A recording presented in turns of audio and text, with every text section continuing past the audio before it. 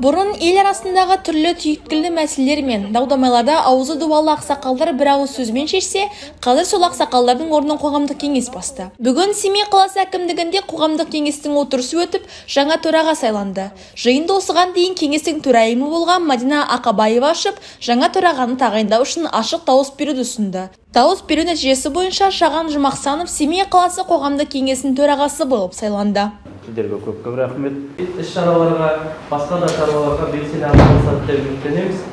Мысалға, осының алдында қоғамдық кеңестен Радик Харисовичті, Айрат Базеновичті көріп отырмын. Сіздердің сондай белсенді жұмыстарыңызбен емес, жалпылама осы қаламызда қандай да бір өзгерістер болсын.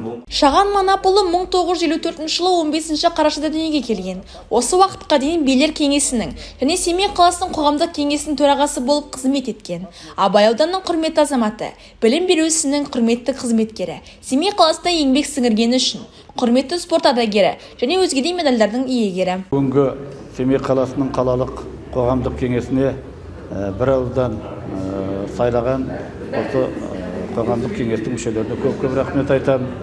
Енді біздің бұл қоғамдық кеңестің жұмысы, мақсаты осы мына мемлекеттік қызметкерлер менен қаланың халқының ортасындағы алтын көпір сияқты мекеме.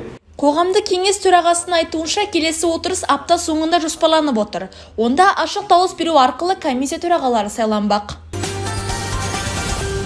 Бүгін Абай облысының әкімі Нұрлан Ронхаев Әлихан Бөкейхан университетінде мүмкіндігі шектеулі жандармен кездесті. Кездесуге облыстық мәслихат депутаты Серік Байғалиев, мемлекеттік мекеме басшылары және бақ өкілдері қатысты. Іс-шара барысында облыс әкімінің мүгедектік бойынша штаттан тыс кеңесшісі Руслан Еренбаев мүмкіндігі шектеулі жандардың қала ішіндегі қозғалысына тиісті жағдай жасалмағанын айтып, өзекті мәселелерді баяндап берді. Қоғамдық көліктердегі ыңғайсыздық, мекемелерде пандустардың жоқтығы да айтылды. Данный вопрос нужно решать на уровне правительства, я думаю, в Мажилисе, в Сенате и Министерстве индустрии. Предлагаю от Акимата области Абай, от Управления энергетики и жилищно-коммунального хозяйства области Абай, от представителей от Басбанка нужно написать письмо в правительство об изменении законодательства. Облыс басшысы Нұрлан Ронхаев мүмкіндігі шектеулі жандардың қозғалысын жеңілдетуге әкімдік тарапына көмек болатынын жеткізді. Сіз айтқан қойған сұрақты мен өз бақылауыма алам. Қазір нелер жолдарын іздестіреміз, бірақ та тез арада шешілетін нәрсе емес. Шара соңында облыс әкімі тиісті бөлім және мекеме басшыларына тапсырмалар жүктеді.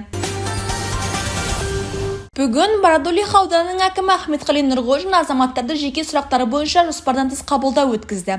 Қабылдауға келген Белағаш ауылының тұрғыны ауыл сыртындағы жолдардың жағдайын айтып, тиісті шара қолдануды өтінді. Алдағы уақытта жер қатынастары, жылжымайтын мүлік бөлімдері, сонымен қатар шаруа қожалықтары басшылары бірлесіп, аталған сұрақтың шешімін табатын болады деп жазды Ахметқали Нұрғожин өзінің Instagram парақшасында.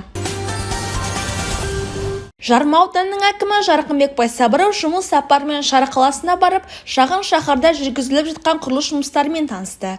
Бүгінгі таңда қала ішіндегі жолдарға ағымдағы жөндеу жүргізілуде. Мердігер ауа райының қолайлығын пайдаланып, жөндеу жұмыстарын мерзімінде аяқтауға күш салатынын жеткізді. Осы сапар барысында өңір басшысы қалалық ауруханаға да соғып, құрылыс сапасын бақылап қайтты. Аурухананың бос тұрған 2 қабаты толық жөндеуден өтіп, қараша айының соңында қолданысқа беріледі деп жоспарлануда. Дегенмен, қаланың санитарлық тазалығы сын көтермейді. Жарқынбек Борашұлы қала әкіміне тазалық жұмыстарын қолға алуды тапсырды.